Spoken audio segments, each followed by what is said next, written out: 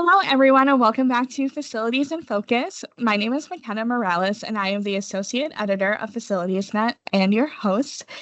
Thanks for letting me be a part of your journey on the internet today. I know I say it every time, but I am very excited for our guest today. Here with me is Gretchen Catlin. Gretchen is the Chief Facilities and General Services Officer for the University of Maine System, where she oversees a wide-ranging portfolio that includes capital planning, strategic procurement, risk and safety, integrated work management systems, and real estate across 7 public universities, equaling over 500 facilities and approximately 9 million square feet of space. Yes, Maine is that big. But Gretchen brings over 20 years of experience spanning healthcare safety, compliance, and higher education operations. Her leadership style is rooted in collaboration, accountability, and innovation.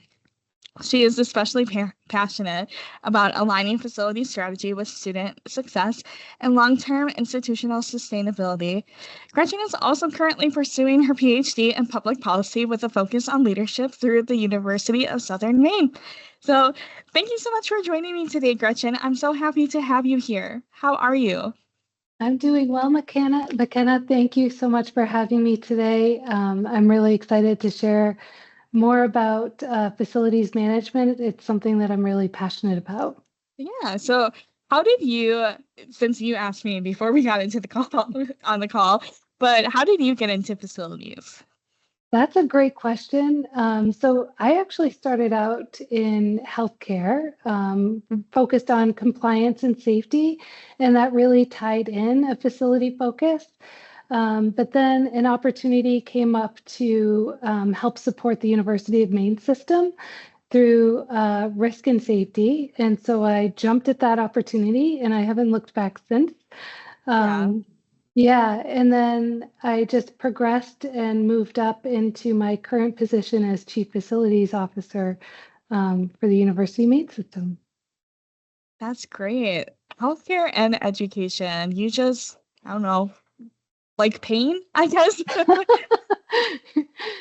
Yeah, that's great. A great analogy, I guess. I liken it to think about like I moved from working with MDs to PhDs. I can't wait to look at it. Yeah. But today we're talking about construction trends. And I don't know about you, but I feel like when I was in school, which was not that long ago for all of our listeners, I am not that old. But I feel like the entire time I was in college, there was always some type of construction going on or plans for construction the entire time. How is that going for your university system? So that's a really good, I appreciate your perspective because it's still happening today. So there's always work going on. We're really focusing on helping to address deferred maintenance, which happens when budgets are constrained.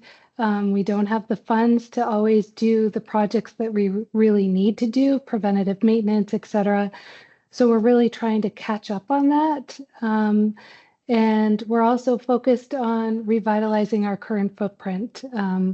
So thinking about things like, you know, we have an R1D1 institution through the University of Maine, our flagship campus, and we're doing some significant renovation projects around our athletics. The hockey team is getting a new stadium. We just won the American East, so it's a great opportunity and a great time to do that renovation. Right. Yeah, and we're really thinking about being more strategic about the projects that we're working on. Okay, what do you mean by that? So demographics have changed with the pandemic. We saw a dramatic increase in the online enrollment, so less in-person students on campus. But we're also coupled with the challenge of a housing shortage within the state. So there's a significant housing shortage. So although we've seen a decline in in-person enrollment, we've also seen an increase in our occupancy rates with our student housing because there just isn't housing available in our community. So it's made the residence halls much more feasible for students to live in. So we're looking at revitalizing our residence halls to meet the needs of our students, and also thinking about our academic footprint. So what are the spaces that really will enhance the student experience when they're on campus? Do you bring students in a lot when planning these types of projects to get their perspectives? So that's a great question. It's something that I'm actually looking more into as part of my research through my PhD, is how to incorporate more of the student voice and the faculty voice into the capital planning process. So one thing that we are working on right now, in the next coming weeks, we're going to put out a public bid for a master plan. Mm. So we need to do a master plan across all of our institutions to really figure out how do we right size our footprint, and how do we do that strategically, looking at our academic programming, enrollment trends, as well as what is our current footprint, and what are the current conditions of our facilities. So when we think about that, we don't want to sell off properties that we may need in the future, but is there an opportunity to rethink the use of some of those buildings? So we may have an academic building that could be repurposed into a more shared space or collaboration space for students to come in and have creative hubs, etc. So more shared spaces versus, yeah.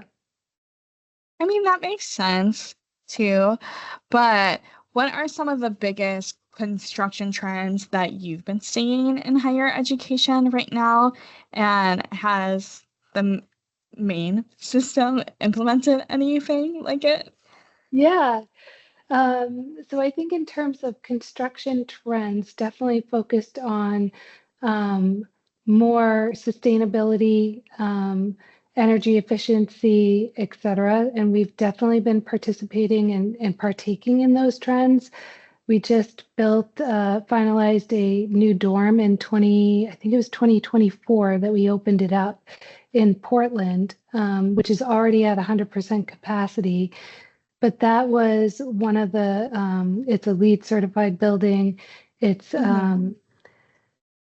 it's, so we focused on that, as well as we're looking at different contracting mechanisms as well to help us meet the needs. So we don't have a large influx of dollars. So how do we do these projects with minimum funding resources? So one of the things that we've been implementing are energy saving performance contracts, ESCO projects, which is where we have a company come in and do an energy audit. And they put forward recommendations for where they think we could improve our operations, improve sustainability, reduce operation costs, et cetera. So we recently completed one of those projects on our Farmington campus, where we implemented a new biomass boiler. It included HVAC upgrades, it included lighting upgrades, insulation, mechanical insulation, all of these things that we normally would not have the budget to do. So the ESCO project, the company actually funds the upfront construction costs, and then we pay it back through the savings, the operational savings that they project. And through that contracting mechanism, we come to an agreement to say, if we do these certain things, we'll hit this level of savings, and we'll turn those savings over to pay for the construction. But if we don't hit those savings levels, and we let's say we underachieve the target, then the energy saving company actually bears the burden of that risk. Oh, wow. Is that like, that kind of seems like a secret thing. Is that common? Do you know?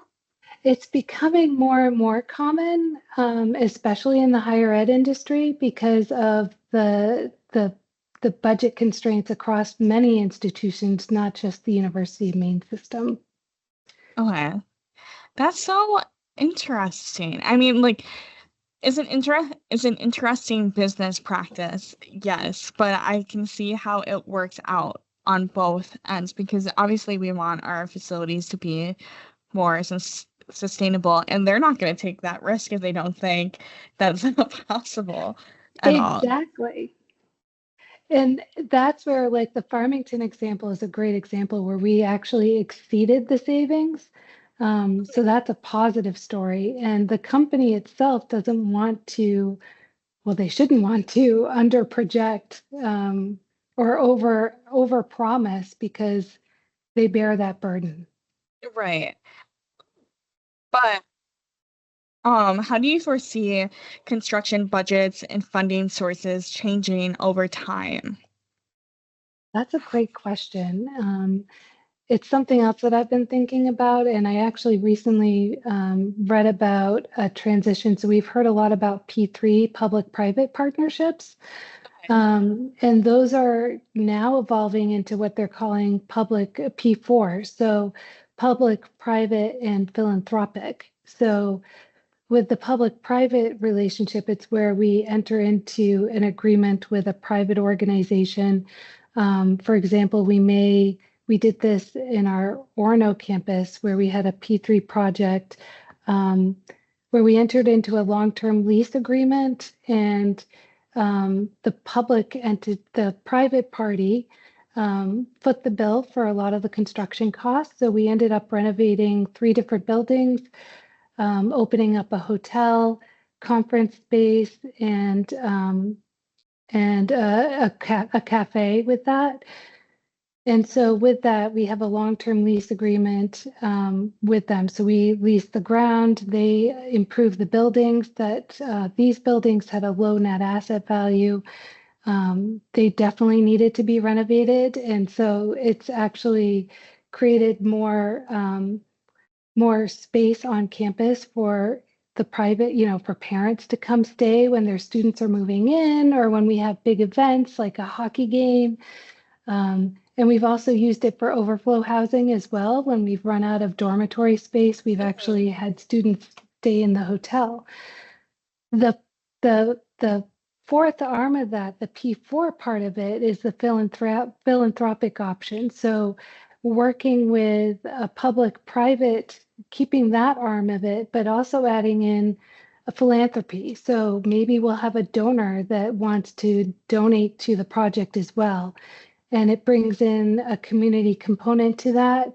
So it could be like a creative hub. Maybe we enter into a contract with a private tech firm and we get a grant, which would be the philanthropic part of it, to increase IT or open up workspace for the community for people to come in and access IT, et cetera. So shared working space. Wow, it's nice that it's so public friendly. I went to a small engineering school in southwestern Wisconsin. I know I came out as a journalist. I made my parents real proud with that. But um everything seemed so far away, and like I didn't know how to drive, so I felt like I was trapped on campus too. And sure, they had stuff, but it wasn't like a lot of things to do. And it's nice that I guess you're just closer to the general public, especially for like overflow issues. I remember my sophomore year, one of the dorms had too many kids in there, and instead of moving them somewhere else, they took the lounges and put like 4 kids per lounge in there. I mean, they're not kids, they're technically adults, Yeah. but still, I remember thinking like, oh, that must smell. Well, and it's not, we have had to do that as well. When we were in the process of building the dormitory in Portland, we ended up having some students had to triple up in their rooms as opposed to what used to be a double room became Yeah, a triple room. Some students like that because it actually lowered their cost a little bit. right. More But it was a chances way to to, make friends. Yes, exactly. Yes, I had good roommates. So I don't have a roommate horror story at all, unless they think that about me, which I don't think that's true. But I had good dorm experiences. So hopefully, if there's any students listening, I'll tell you it's not all bad. I had the communal showers. I know what it's like. That is a trend that we're seeing in higher ed, though. So you talked about communal showers, and one Mhm. thing that we are seeing is that students largely want more apartment style housing. Yes. Um, so private spaces or in private bathrooms as opposed to those communal bathrooms. So that is something that we're thinking about and working towards as well. Right. I guess I should call myself out because I only did the communal bathroom style for 1 year. And then but I was like, can't do this. I live for reference though, I lived in an all girls dorm and that got gross fast. So I the next year, me and my roommate, we got a suite style. So we had our own Mm, private bathroom. And I feel like I don't know. Maybe I just have like mixed feelings on it because I have both. Because I met a lot of girls in the bathroom that were really fun, and I met friends from it. So maybe that takes the friend aspect out of it. But also, yeah. those dorms are cheaper. So, and I had loans. Yes. Yeah. And I think that's a good point that you make too about the friendship making. And that is one thing, another trend that we're seeing in higher education is the desire for collaboration spaces. So I don't know about you, but when I went to college, we had like the lounge area. Yeah. Um, and so we're looking at more of those, how do we create more of those spaces and opportunities for students to gather on campus, not just in a dormitory? What have you found to be successful in those types of spaces? Definitely the cafes are popular. Yeah. So more of the smaller cafes, they're, dispersed throughout a large campus has been a Mm. great opportunity, as well as um, we've created a couple of our campuses have esports arenas because that's another Okay. popular thing. Right. Gaming, it's actually a Mhm. sport. But those are unique spaces that require a unique construction perspective as well, because you've got several different computers in one room that generates a lot of heat. So we have different Right. HVAC requirements, different seating arrangements. We want them to be comfortable and larger monitors, et cetera. So creating spaces that will bring students in and encourage Hmm. that collaboration. Right. So, what do you do about lighting for these types of situations? Because I am sure I have whined about this on the podcast before. If not, just maybe you've heard me just talk about it in general. I've had lots of concussions, so lighting is a big deal to me. And I feel like when I was even now as an adult, it's not just like a me as a student type of thing. I am so sensitive to light, and if it's too bad, if it's a room is too bad, I just won't go in it. Mm, that's a really good point. I think we tend to lean towards, so it depends on the space, right? So for the esports, I'm not exactly sure because I haven't actually been in one of their esports arenas yet, but I'm sure my kids would follow me if I took them. Um, Yeah. so, we designed the lighting to meet the needs of the space. For example, I was just in our new Center for the Arts that we're building, and that has a lot of natural light. So maximizing um, the location, the natural light, and creating, we have sustainable lighting solutions as well, trying to be good, good sustainable partners for the community as well. Let me pull up some questions. Yeah. But have you noticed a shift in priorities when it comes to campus construction? Yeah, I think as we think about doing our master plan and working with the campuses and thinking about our demographics and the shifting enrollment priorities, as well as the program aspect. So we have a lot of in-person programs like an architecture program, cybersecurity, really focusing on construction that meets the needs, but is also flexible. So we can adapt as programs change or as enrollment changes. We need to be flexible and ready to shift and meet the need of the community and the state workforce, et cetera. How do you tackle construction projects during the school year? Is that something you try to avoid, or does it just have to happen? So sometimes projects pick us. Right. When we have a flood or like we had an example, we didn't have a lot of students on campus, but there was a camp on campus during the summer. So we're still actively busy, even on the off months. But we had a camper that accidentally broke a sprinkler in our wrestling room. So we had to quickly shift gears, remediate the water, pull up the mats, and shift the campers to another area.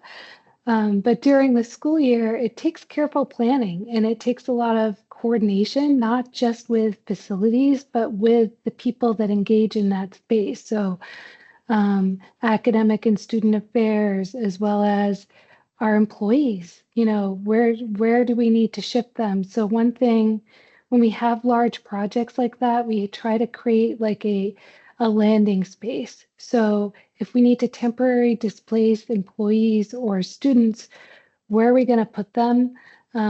Create that space that meets their needs temporarily while we renovate the space and then have a plan to ship them back. So it's a lot of communication, a lot of careful planning. And, the best laid plans don't always work out either. So we think we thought of everything and we need to be adaptable. Right. I was just saying earlier that I have never met a facility manager that is not super creative or super empathetic. And I know that's not something that people tend to correlate with this industry, but it is so true. It is so true. You guys are some of the most creative people. It might not be like drawing wise, but you are creative with your hands, with your minds. You are finding these insane solutions. It's so true. And I also like to think on a college campus as well, like our facility workers down to like the construction crews, the custodian crews, like they are integrated into the community, the college community. Like they get to know students, the students get to know them, they build relationships. So when you think about a student experience, it's not just with their professors or their advisors. It's also with the people that support the facilities that they're in every day. Right. Because that's who they're going to call eventually if Yes, something were to go wrong. So it's nice when we get to know our operations people, our maintenance people, because I was taught to always treat the janitor the same that you would treat the CEO with the same amount of respect. But also I know that when you are nice to people, they're gonna go out of their way to care for you in a time of need, especially if they're busy. totally. And like you don't want to burn that bridge. And maybe that's something else I have learned since writing for facilities management. You don't want to burn that bridge at all because they're going to be your go-to person. Totally. And as a parent who has children in college too, like for me, it's peace of mind too to know that there's Mhm. people out there that are also looking out for your kid when they're at school. That is like the end goal. Obviously, because you work in education and you have the background in healthcare, you just want people to be safe. Yes. And that is like the end goal of every person that works in education, is that they just want these students to feel welcome, to be safe, to be accepted. And especially at college, that is their home. Yes. Totally. And this is oftentimes the first time that these young adults have lived away from their parents. So we want them to be able to build relationships, to feel supported, but also speak up if something doesn't look right, feel right. If you see something like, hey, the rug over there is, wet, what can we do? Um, that is another thing that we're working on is creating QR codes for every building so that if they see something, they can scan it and report it. Um, so we know and can get ahead of it. Wow, I've never heard someone doing that. I would have done that all the time in the Yes, office in school. eh, totally. And the other thing that I get excited about too, another trend that we're thinking about is AI. Like, how can we use artificial intelligence to get ahead, plan ahead? Like, winter is difficult in Maine. Yeah. So how do we take our work order information and see, like, can we put that into AI and pinpoint, like, these are the areas, these particular parking lots or buildings are where we often have reports of accidents. So maybe we use AI to figure out where those hot spots are and we target them first. Right. See, that is the way to use AI. Yeah. It's Wow, that like I feel so excited because with a QR code that takes like it's hard to speak up. It's it hard to is. report something. People are shy, and like you said, it's their first time being away from home, and that gives them just like this little sense of bravery. Exactly. And if we make it easy for them, so if you pull up the QR code, it pulls in their location already. So they just have to fill in the blank, like a short sentence. That's all we want. Right. Just tell me if something's leaking or if a light is flickering. It doesn't have to be that hard. Or you're seeing like the trash is overflowing. Before we get 10 complaints, you can be part of the solution. Yeah. Oh my gosh, I bet that would cut down on complaints too. Totally. Gretchen, that's genius. I'll let you know how it works out. I, maybe because you're the first person that has ever told me about it, but I'm gonna claim that you came up with it. Okay? I love it. But what long-term trends do you think will dominate educational construction? So it could be like net zero campuses or adaptive reuse, flexible learning spaces. I know we've been talking about it a little bit. So I definitely think flexible spaces are going to be a key as well as the net zero. People care deeply, as do we, about our environment. So how do we create flexible spaces that can be adapted to meet not only the student and faculty needs, but also I think we need to be evolving and thinking about how our spaces support the community. So if we're seeing a decline in enrollment or a decline in in-person students, we still have public spaces that could support our community. So how do we evolve and adapt to that, but remain flexible enough so that if a need arises for students or faculty, that we have the space ready to do that. Mhm. Technology is a key component of that. So making sure we have tech-enabled flexible spaces is key. And again, just tying back to the environment. So geothermal, other energy sustainable activities. We've got solar panels on many of our buildings, as well as these, I can't remember exactly what they're called, but they're new panels for the front of buildings instead of your typical brick facade. Um, there's these new tech panels that retain heat as well as prevent exposure to the elements. What excites you more or the most about the future of higher ed and construction, facilities in general? You know, I think what excites me most is the opportunity. So the opportunity to create space that is engaging, that if you build it, they will come. And that gets me excited. I get excited about creating safe places and using technology to help us get there. Yeah, I have romanticized Maine in my head for as long as I can remember. So what you say, if you build it, they will come. I'll come. I'll check it out. Awesome. Definitely come visit. I mean, we're spread out from Portland, Maine to Fort Kent, the tip of Maine, bordering Canada. Like you can literally see the border patrol from Oh, that wow. campus.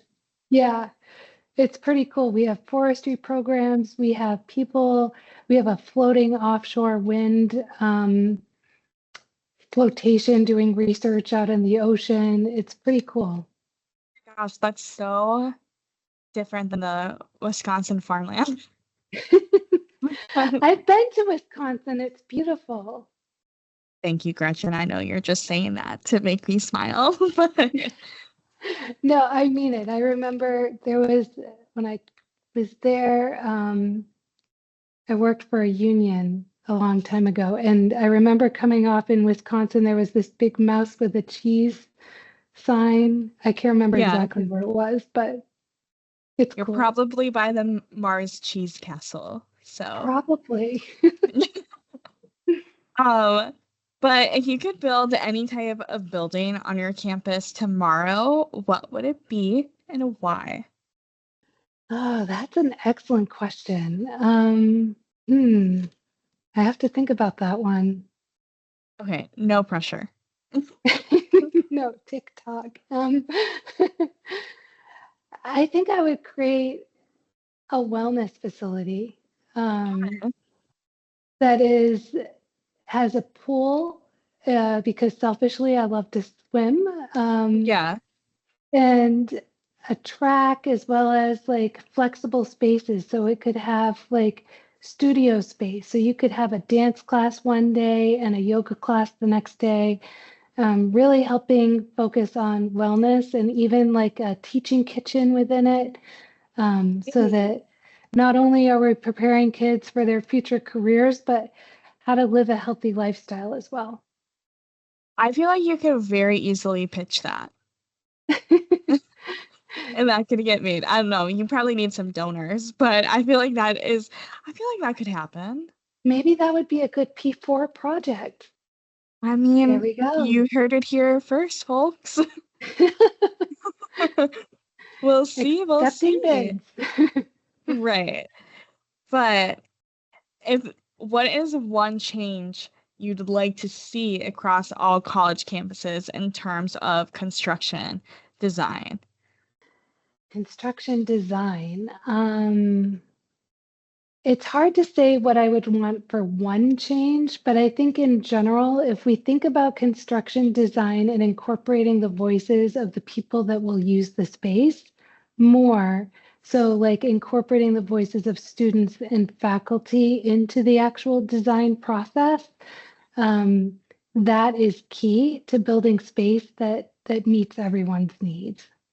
So that Okay, would be my goal. I think that's really smart because when I was in school in like the main quad area, that's not what it was called, but it was just this big patch of grass and people always cut across it, like diagonally Mm. across. So there was just dead grass the entire time because it was thousands and thousands of, not thousands of thousands, but like 1,000 students just cutting through the grass every day because there wasn't a sidewalk at all. And just something like that. I never understood that because mostly because I fell once, but Oh no. just having a sidewalk there would have been a lot more beneficial than just having this big grassy area where no one sat, no one hung out in. That is key. Like looking at how is the space currently being used, and from a safety perspective, like if you see people using it consistently as a walkway, then maybe we should just put in a walkway and Uh, help I should maintain it. I have my sister-in-law still lives in the area, so I should ask her if they ever updated it. But Or but submit that a suggestion. I should. I would have so many. Their inbox would be full, and they would be like, "You graduated 8 years ago. Please let it go." Or maybe they'd invite you to be part of their board because you have a lot of great suggestions. You're just gassing me up, Gretchen. No. Feedback is a gift. But that is all that I have for you today. Is there anything else you would like to add? No, I just really appreciate you taking the time to highlight the vital role of facilities management in our community. So thank you, McKenna. I really appreciate it. Oh my goodness. Thank you, Gretchen. It was great being able to talk to you. You too. Thank you. Thanks. Thank you for listening to the Facilities in Focus podcast. Facilities in Focus is a product of the facility market, which houses FacilitiesNet, building operating management, facilities maintenance decisions, and healthcare facilities today. Thank you to our sound and video editor, Paul Ellertson. Thank you to Morgan Johnson for designing our logo. Thank you to Dan Walton, Dave Lubach, Dan Hounsell, Jeff Warden, Jill McDermott, and everyone else at Trade Press Media Group. For comments, or if you are interested in being a guest on Facilities in Focus, please email us at fnpodcast@tradepress.com.